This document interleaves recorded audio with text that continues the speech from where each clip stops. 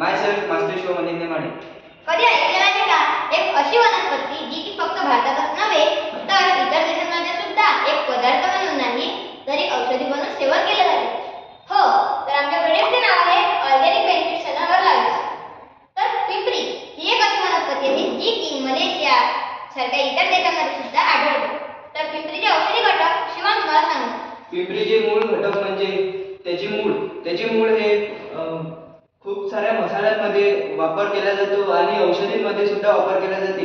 पिंपरीमध्ये सर्वात मुख्य घटक म्हणजे पायपेरिनमुळे त्या पिंपरीला तिखट व औषधी गुणधर्मांचे त्यामध्ये येतात.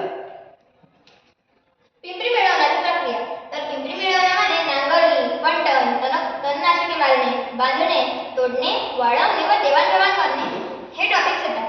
तर नांगरणी, शेताला सर्वात आधी नांगरणी केली जाते. नंतर फंटणच्या माध्यमातून खालची सुपीक जमीन ही वरच्या साईडने आणली जाते. त्यानंतर त्यावर तणनाशके मारून त्यामधले अँटीबायोटिक्स हे व्हाईटवाले अँटीबायोटिक्स हे नाश केले जातात. नंतर पिंपरीचे बी पेरले जाते. तर पिंपरीचे बी म्हणजे त्याच्यावाली कलम. नंतर ते पिंपरी खूप जास्त हाईट पर्यंत वाढू शकते. ती साधारणतः 6 ते 8 फुटापर्यंत वाढू शकते. त्यामुळे त्याला बांधले जाते. नंतर पिंपरी जेव्हा पूर्णपणे परिपक्व होऊन जाते ते नंतर त्याला तोडल्या जाते. वाळवून त्याच्यावाली पूर्ण देशभर पूर्ण राज्यभर त्याची देवाणघेवाण केली जाते. नंतरचे पिंपरीचे मुख्य प्रकार आहे लहान पिंपरी व मोठी पिंपरी जे की शिवम तुम्हाला सांगणार. मोठी पिंपरी हे आकाराने मोठी व जाड असून दगड रंगाची असते. तिचा वापर मसाल्यांमध्ये व औषधींमध्ये केला जातो. छोटी पिंपरी मोठी पिंपरीच्या तुलनेने खूप लहान असते व ती बारीक व ते पण दगड रंगाची असते. ते सुद्धा खूप साऱ्या मसाल्यांमध्ये व औषधीमध्ये वापर केला जातो. त्यानंतर पिंपरी उत्पादन करणारे मुख्य राज्य म्हणजे महाराष्ट्र, कर्नाटक, केरळ. याबद्दल आणखी माहिती सांगणार आहे तुम्हाला शिवम. महाराष्ट्रात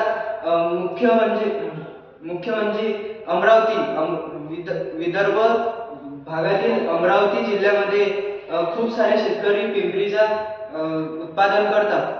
कर्नाटकमध्ये सुद्धा खूप प्रमाणात पिंपरी उगवल्या जाते.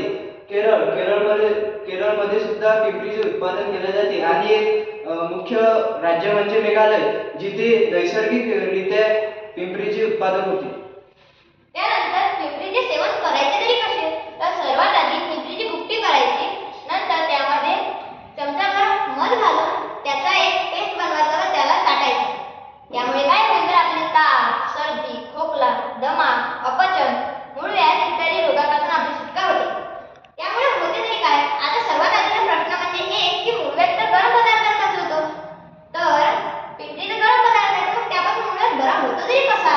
तर त्याचं उत्तर एकच आहे की पिंपरीचे योग्यरित्या सेवन केल्यास तेव्हाच त्याचा परिणाम आपल्याला चांगला मिळतो. जर का आपण त्याचा अतिरेक केला तेव्हा आपल्याला त्याचे दुष्परिणाम बघायला मिळेल. फॉर एक्झाम्पल अंगावरील रॅशेस व खाज होणे इत्यादी. त्यानंतर पिंपरीपासून बनणारे प्रोडक्ट्स म्हणजे महासुदर्शन काढा,